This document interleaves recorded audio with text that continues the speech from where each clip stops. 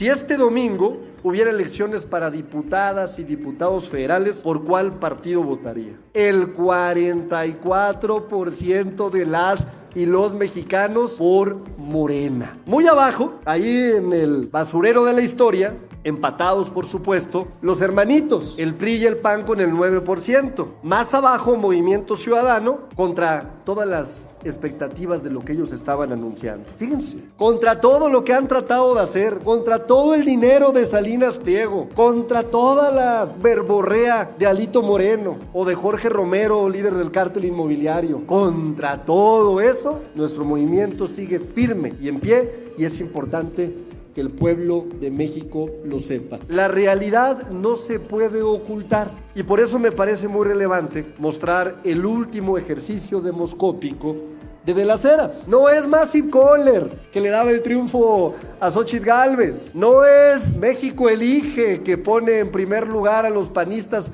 como referentes de la política nacional. No son las encuestadoras pagadas por ellos. La encuestadora que tuvo mayor precisión en la contienda electoral del 2024 ha dejado a la oposición no tristes, sino lo que le sigue, en una clarísima derrota moral. Dos temas que queremos abordar. Uno de ellos tiene que ver con la narrativa de comunicación fallida de la oposición para seguir hablando mal de México, para seguir demostrando el odio que le tienen a nuestro país, para seguir enseñando que lo que no tienen son propuestas, pero que lo que sí tienen es mucha violencia verbal, mucha estrategia digital, muchos bots. Y también en la segunda parte, el compañero Gabriel García nos va a hablar de datos relevantísimos e importantísimos relacionados con información que ha publicado la CEPAL, y además aprovechando que hemos tenido esta sesión solemne. Empezaré por decir que nuevamente, porque lo vimos con la generación Z, lo vimos con el estigma que han tratado de ponernos de narcogobierno, cuando el único narcogobierno ha sido el de Felipe Calderón y el de los 14 gobernadores que están señalados por vínculos con el crimen organizado del PRI, ¿no? Y ahora la oposición le apostó a, ¿por qué no?, construir una narrativa de que simple y sencillamente el Mundial no se iba a poder realizar, que iba a ser un caos, que no teníamos infraestructura, que la seguridad era terrible, en fin, una gran cantidad de narrativas que fueron construyendo alrededor del Mundial, que parecía que querían que le fuera mal a México, que parecía que querían que nos fuera mal en el Mundial. Y la enorme sorpresa para ellos, no para nosotros, para ellos que están desconectados de la realidad, fue que pues tuvimos y tenemos un Mundial que millones de mexicanas y mexicanos estamos disfrutando. Pero no solamente estamos disfrutando, estamos saliendo a las calles, al Zócalo, que decían no se va a poder abrir. Bueno, pues hay varios que ya estuvimos ahí, no una, varias veces. O que decían que el estadio se iba a llenar de pañuelos blancos por todos lados, ¿se acuerdan?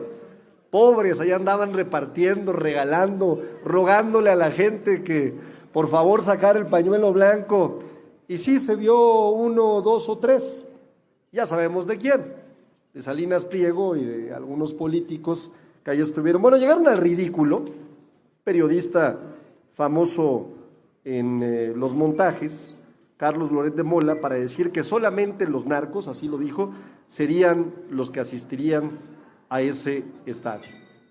Y bueno, yo vi a Alito Moreno, yo vi a Alessandra Rojo de la Vega, vi a Ricardo Salinas Pliego, vi a Xóchitl Gálvez, vi a Lemus, vi a Samuel García y también a varias mexicanas y mexicanos, que estoy seguro que no son narcotraficantes como lo afirmaba este periodista especialista en la construcción de narrativas que son falsas.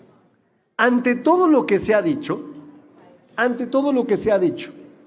la realidad no se puede ocultar. Y por eso me parece muy relevante mostrar el último ejercicio demoscópico de las Heras. Por cierto, de las Heras es la encuestadora que tuvo los mejores resultados en las elecciones del 2024.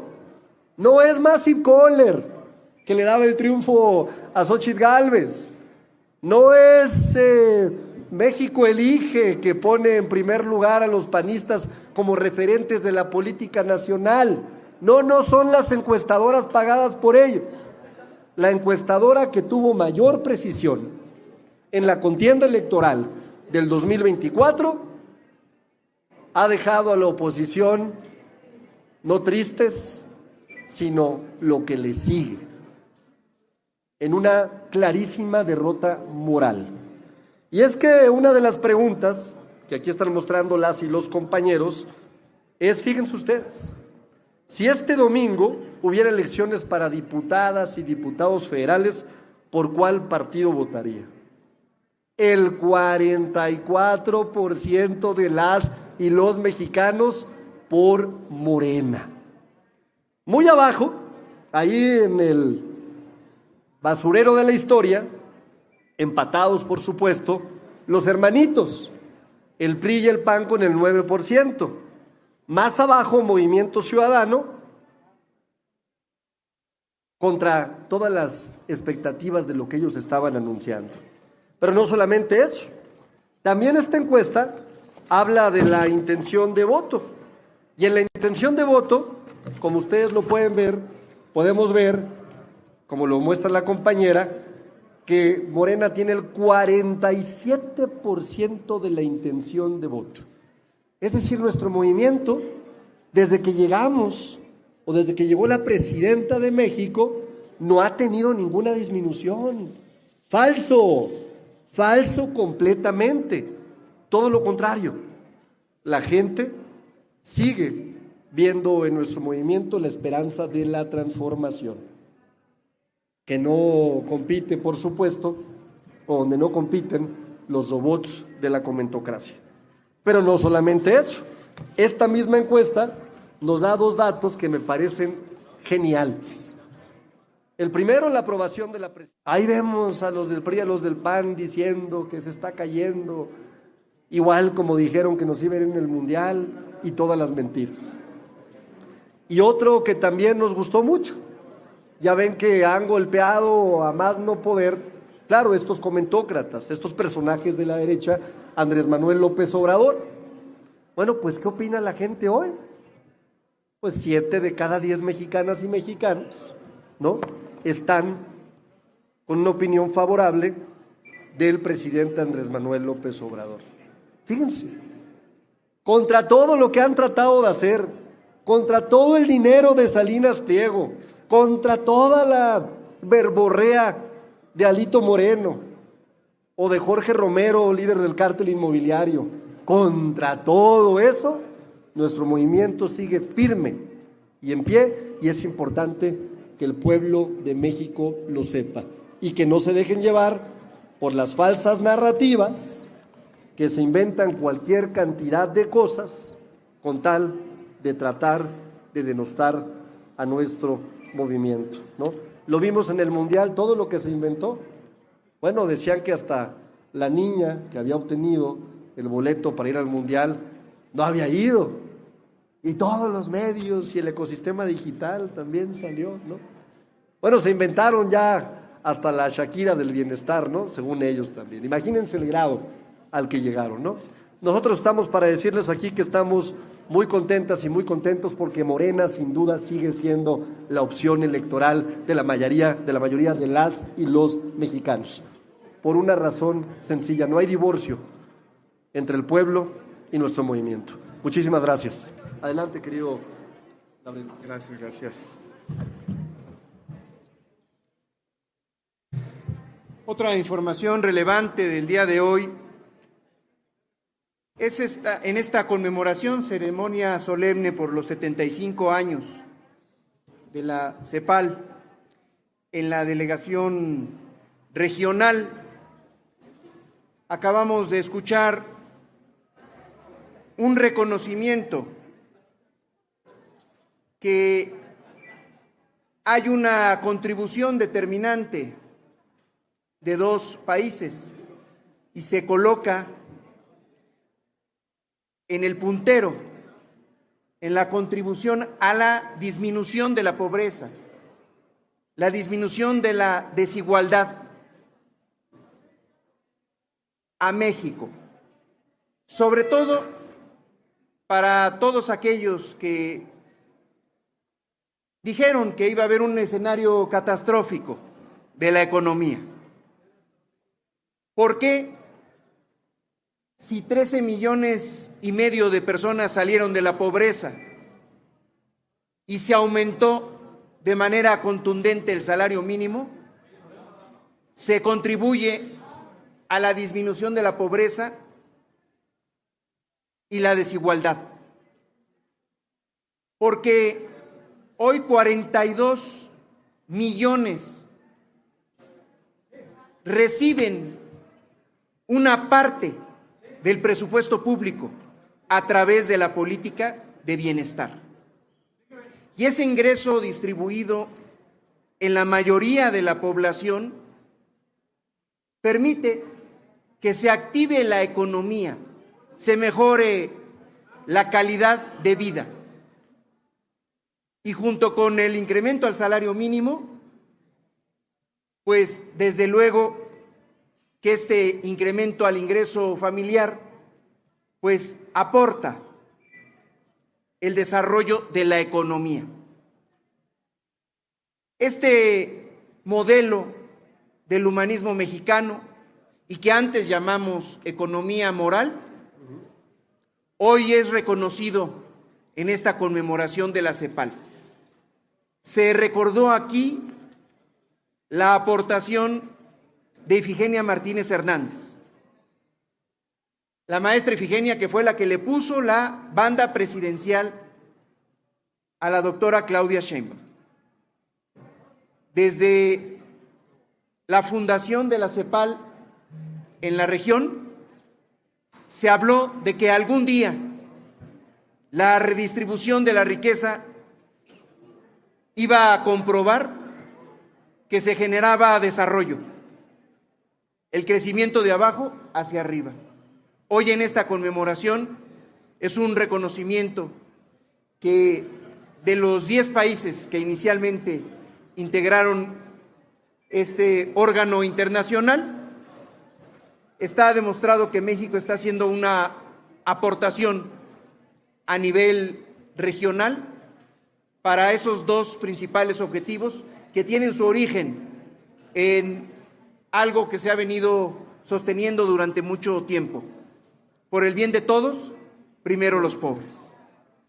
Ahora ha quedado claro en la exposición que acabamos de escuchar que hay que agregar el factor ambiental y la sustentabilidad. Y ese es el nuevo reto del modelo mexicano, que repito, ya es ejemplo a nivel internacional.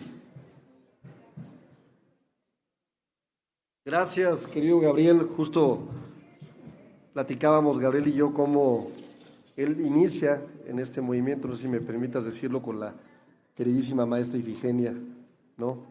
Y desde ahí, pues, eres histórico, querido Gabriel. Así es que, gracias. Tenemos 2 preguntas, ¿verdad? Así es, diputado. Abrimos esta ronda de preguntas y respuestas con Margarita Nicolás, de Cadena Raza. Margarita, ¿cómo estás? Bien, gracias. Qué gusto verte. Igualmente, buen día para todas y todos. Preguntarte que, bueno, pues ya empezó la desbandada al interior de Morena y otros partidos a las elecciones del 2027. Me gustaría saber si ustedes como partido van a poner algún límite para que no hagan campañas disfrazadas, pues a veces de obra social, de que andan vigilando a ver quién sí, quién no rompe las reglas. ¿Qué van a hacer ustedes para que se cumpla la ley en materia electoral y no veamos dispendios que luego dicen que la gente es la que se agrupa, pone las pancartas, pone los espectaculares y nunca asumen su responsabilidad de que son ustedes los candidatos o los precandidatos?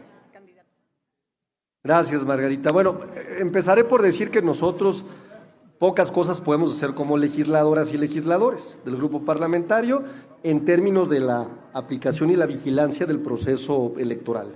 Lo que sí te puedo comentar es que en el Consejo Nacional, el más reciente, nuestro movimiento estableció las reglas de participación y son muy claras, muy distintas, claro, a las del resto de los movimientos, porque aquí no somos iguales.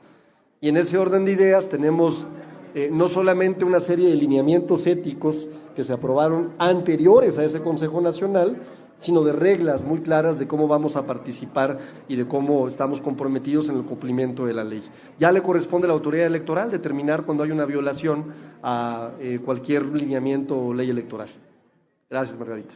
Ayer, el coordinador de Morena en la Cámara de Diputados llamaba al Verde y al PT a la unidad, pues para que no poner en riesgo el trabajo de la 4T. Hoy dice Ramírez Marín, el senador, que bueno, que ellos van a ir con sus candidatos donde vean que tienen la gran posibilidad de ganar, como es no precisamente significa una ruptura con Morena, que hay que ser sencillos para aceptar dónde pueden ir juntos y dónde no, sin que eso signifique que después les cuelguen el santito de que más bien por sus intereses muy personales. Sí, y coincido con el senador Ramírez Marín.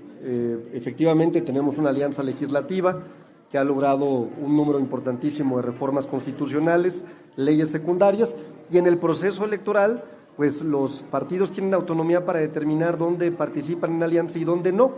En donde participemos en alianza, que creemos que va a ser en la mayoría de los estados, lo haremos con mucha fuerza, y en donde no participaremos también con movimiento con mucha fuerza. Muchas gracias. Juan Pablo Narcia, de N+. ¿Qué tal, diputado? Buenas tardes. ¿Cómo estás, Juan Pablo? Gusto saludarlo.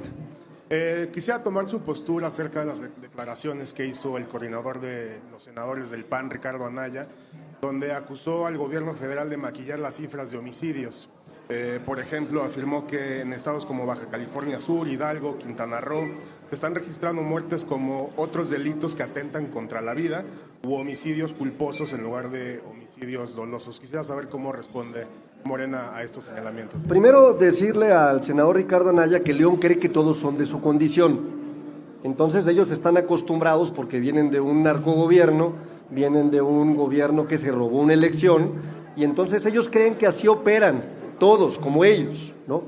La única realidad es que cuando Felipe Calderón llegó a la presidencia, había 26 homicidios dolosos por día.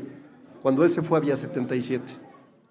Cuando él llegó a la presidencia, había 946 personas desaparecidas en el gobierno, en todo el sexenio de Vicente Fox.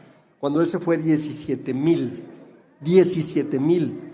1,700% de incremento. Eso deja con toda claridad que su política criminal de haberle declarado la guerra al pueblo de México mientras se asociaban con el cártel de Sinaloa desató sin duda la peor crisis de inseguridad que hemos tenido en nuestro país. Y la tendencia te lo dice.